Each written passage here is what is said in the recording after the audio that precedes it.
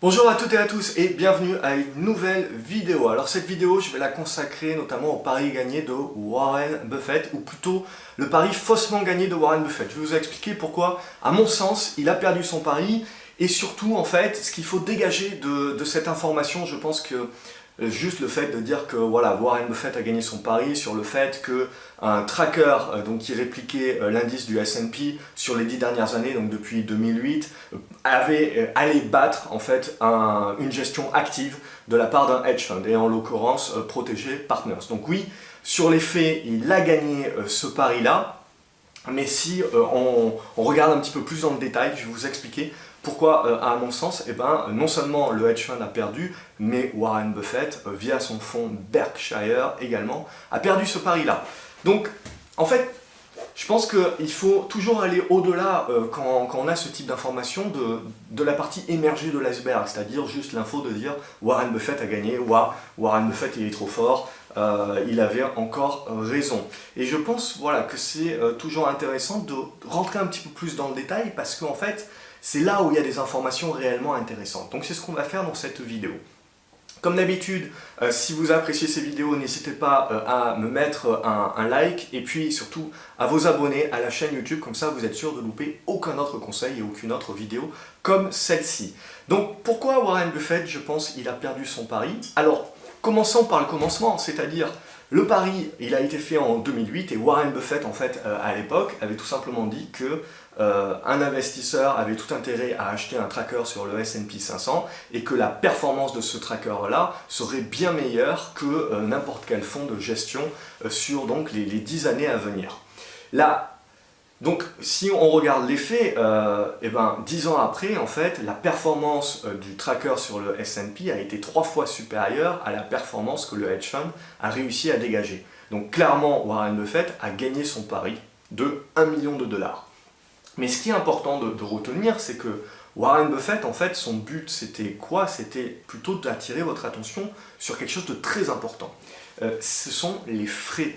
Et c'est-à-dire que Warren Buffett, finalement, il dit qu'un investisseur a tout intérêt à utiliser les trackers. Je rappelle que les trackers sont des produits dérivés qui vous permettent de répliquer un indice boursier, une zone géographique boursière, voire le monde en entier, voire des secteurs d'activité, des matières premières, etc. Aujourd'hui, les trackers sont tellement devenus populaires que vous pouvez investir sur tout et n'importe quoi, et surtout, il faut faire attention, vous avez des produits structurés qui sont sortis, et vous avez également des trackers avec effet de levier. Donc ça, on en parlera dans une autre vidéo, mais je pense que c'est un petit peu c'est le piège quelque part et le côté, côté où il faut faire attention par rapport au tracker. Ce qu'il faut donc plutôt, c'est penser aux trackers qui répliquent physiquement un indice boursier et qui donc détiennent les actifs en leur sein, c'est-à-dire les actions en leur sein avec la pondération effective de l'indice en question. Donc ça, c'est donc un tracker qui a été utilisé sur le S&P pour dire que Protégé Partners n'avait pas su faire mieux et même 3 fois moins bien. Donc, ce qu'il faut retenir, c'est que cette performance, elle est nette de frais. Et que la plupart des fonds de gestion, en moyenne, vont vous prélever dans les 2 à 3% de frais annuels. Et je ne comptabilise même pas, si vous passez via une assurance vie, des frais sur versement, et potentiellement via le fonds de gestion, vous avez toujours des frais de surperformance.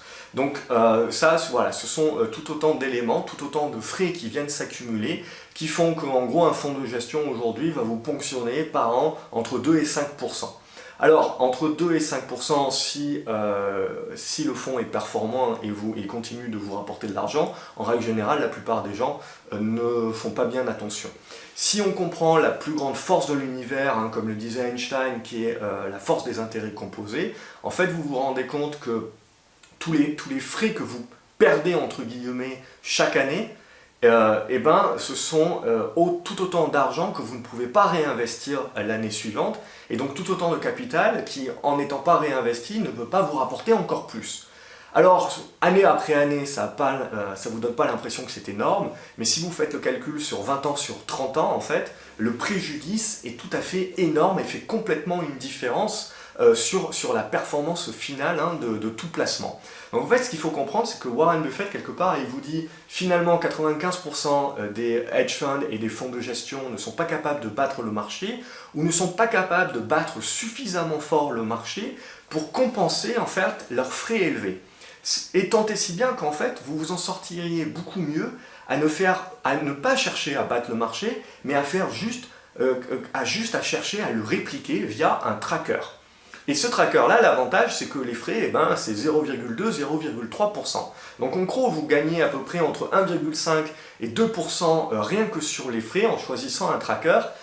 Et même si le fonds de gestion venait à surperformer le marché, il faudrait que cette surperformance soit très très forte pour pouvoir compenser le fait qu'il vous ponctionne des frais à long terme qui sont bien supérieurs qu'un simple tracker. Donc voilà le premier gros message en gros qu'il faut retenir de cette histoire, c'est dans n'importe quel investissement que vous faites, il y a toujours une part très importante à prendre en compte, c'est les frais, les commissions, qu'est-ce qu'on va vous ponctionner. Et faites très attention à ça, parce que la majeure partie en fait, de la performance va être déterminée par la part de frais que vous payez.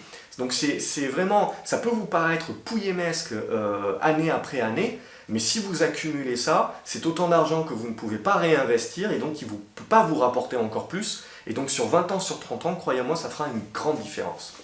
Le deuxième point sur lequel j'aimerais appuyer, et c'est la raison pour laquelle Warren Buffett a également perdu ce pari. Puisqu'en fait, si on regarde Warren Buffett, c'est un investisseur exceptionnel, mais si on regarde la performance de son fonds de gestion Berkshire, en fait, on se rend compte que sur les 10 dernières années, il a été battu par ce tracker qui répliquait le S&P 500 également.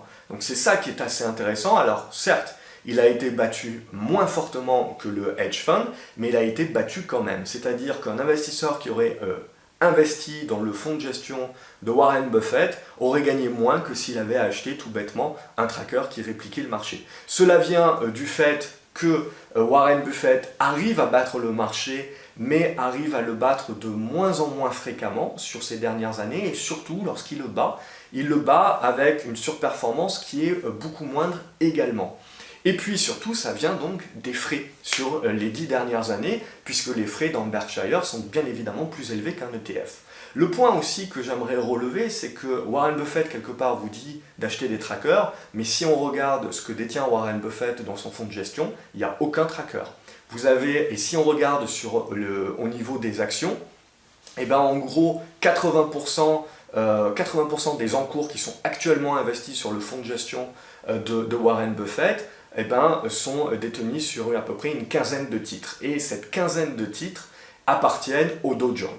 Donc en gros, en fait, c'est la raison pour laquelle Warren Buffett est de moins en moins performant, c'est que si on regarde son portefeuille, il a essentiellement dans son portefeuille des valeurs qui sont intégrées et qui font partie du marché et qui font partie du Dow Jones.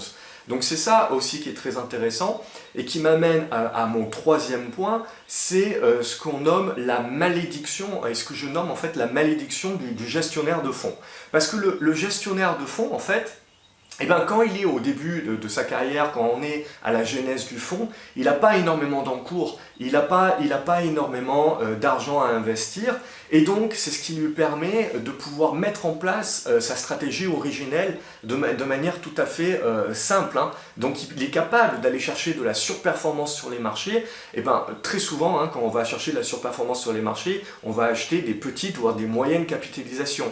Et donc c'est sur ces petites et moyennes capitalisations, si on surpondère son portefeuille sur ces valeurs-là, on va être dans la capacité de battre le marché. Donc c'est ça réellement c'est comme ça qu'un fonds de gestion bat le marché à ses débuts tout du moins, et puis au fur et à mesure des années continuellement. Et la malédiction du gestionnaire de fonds, c'est la malédiction de Warren Buffett aussi. C'est qu'au fur et à mesure où un gestionnaire de fonds arrive à battre un marché année après année, forcément il va être connu et il va être reconnu pour cela. Et donc il y a tout un tas d'investisseurs qui vont chercher à investir sur ce fonds de gestion qui arrive à battre le marché. Et donc tout ça en fait c'est de l'argent en plus pour le gestionnaire, et donc c'est de l'encours supplémentaire. Et donc au fur et à mesure en fait, où un fonds de gestion va grossir, eh ben, il va devenir trop gros pour continuer en fait, à mettre en place sa stratégie originelle, puisqu'il va devenir trop gros pour continuer à investir sur des petites et moyennes capitalisations, et donc il va être obligé de diversifier plus, et dans sa diversification, il va être obligé d'aller sur des grandes capitalisations. Et donc, il va continuer à surperformer le marché, certes, mais en fait, il va le battre, mais de moins en moins fortement. Et donc, c'est là, en fait, à un moment donné, il va y avoir une inversion, c'est-à-dire que le gestionnaire de fonds va avoir une énorme pondération de son portefeuille, beaucoup plus sur des grosses valorisations. Et donc, ce qui fait que même s'il a des petites valeurs et des moyennes capitalisations qui font beaucoup mieux que le marché, et ben, comme elles seront une pondération assez mineure, et ben, ça aura un impact assez mineur sur son portefeuille. Ce qui fait qu'en fait, au fur et à mesure, on peut tout à fait faire une courbe là-dessus, et je pense, et c'est ma croyance, qu'au fur et à mesure en fait, où un fonds de gestion est de plus en plus populaire parce qu'il arrive à battre le marché, eh ben, les encours supplémentaires vont faire qu'à un moment donné, il va atteindre une taille critique qui va l'obliger à ne plus pouvoir mettre en place sa stratégie originelle et à devenir quelque part pas mieux qu'un fonds indiciel, et donc dans l'incapacité de battre le marché, puisque la pondération majoritaire dans son portefeuille sera une large part de grandes capitalisations qui sont rien de plus que l'indice boursier en soi. Donc c'est là, c'est ce que je nomme la malédiction, c'est qu'en gros le gestionnaire, plus il est bon, plus il bat le marché, et plus il va recevoir des encours qui finalement vont devoir l'obliger à changer de stratégie et petit à petit à investir sur des grandes capitalisations qui petit à petit vont l'empêcher de battre le marché et en fait de battre un tracker tout simplement qui réplique le marché parce que en fait il prendra des frais supplémentaires qui ne justifieront pas la surperformance par rapport à un tracker classique, et la différence de performance en fait sur le long terme, elle ne se fera pas sur la performance du fonds ou du tracker, mais en fait sur cette différence de frais. Et c'est parce que le tracker vous prendra très peu de frais qu'en fait il battra à long terme le fonds de gestion. Et donc c'est pour ça que Warren Buffett a perdu son pari également, c'est qu'aujourd'hui Warren Buffett c'est un fonds qui est tellement imposant, et ben, que si on regarde 80% actuellement de son encours est sur 15 valeurs qui font partie du marché américain. Donc en fait, quelque part, Berkshire ne fait pas plus que répliquer la performance de l'indice, et donc il arrive à battre un petit peu le marché, mais pas énormément. Pourquoi? Eh ben pour la simple raison que, en fait, parce que le fonds Berkshire est tellement gros maintenant qu'il a du mal à être diversifié, et donc qu'il a du mal à aller chercher la surperformance sur d'autres terrains que les grandes capitalisations qui font partie des indices boursiers. Donc voilà un petit peu ce que je voulais vous dire sur cette vidéo. Le premier point qui est très important, c'est donc pour moi les frais. Donc faites attention aux frais, parce que avec les intérêts composés, en fait, une différence de frais même de 0,5% sur 10 ans, sur 20 ans, sur 30 ans, ça fait une énorme différence sur votre performance. Donc ne l'oubliez jamais, lorsque vous choisissez vos investissements, de toujours prendre en compte les frais et de toujours chercher à réduire ces frais au minimum.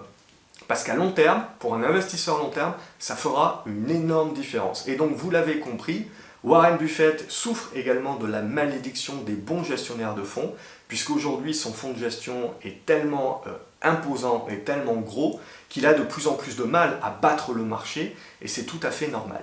Et si on projette beaucoup plus loin, en fait, on se rend compte qu'il y a de plus en plus d'encours qui vont se placer sur les trackers, puisque c'est devenu la mode, et puisque justement maintenant ça commence à devenir très connu, le fait que les trackers vous offrent une bonne performance tout en ayant de faibles frais. Et donc du coup, en fait, ce sont tout autant d'argent et d'encours qui viennent se désinvestir des fonds de gestion classiques et viennent s'investir sur les trackers.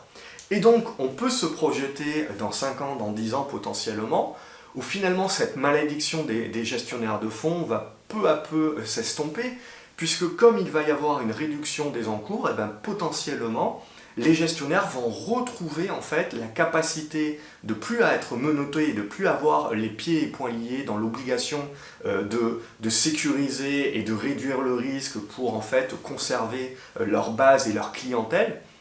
Mais du coup, ils vont être beaucoup plus dans la possibilité à nouveau de pouvoir avoir carte blanche avec beaucoup moins d'encours et donc de pouvoir pondérer des dossiers beaucoup plus moyenne capitalisation pour pouvoir aller chercher la surperformance et donc ils auront beaucoup plus à nouveau de liberté.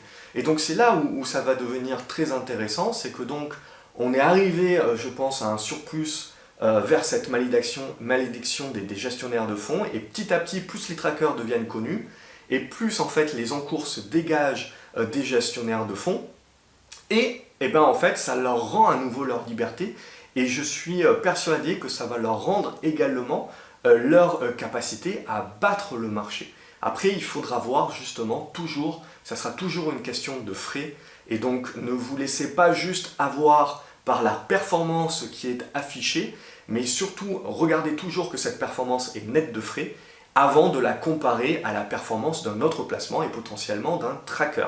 C'est ça le plus important à retenir.